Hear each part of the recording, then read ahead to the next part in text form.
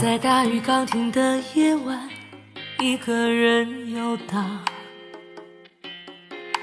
经过一个又一个橱窗，只想等天亮。面对就要失去的爱情，有一点释怀，有一点彷徨。最怕的其实是孤单。你像一个小小的太阳，有一种温暖，总是让我将要冰冷的心有地方取暖。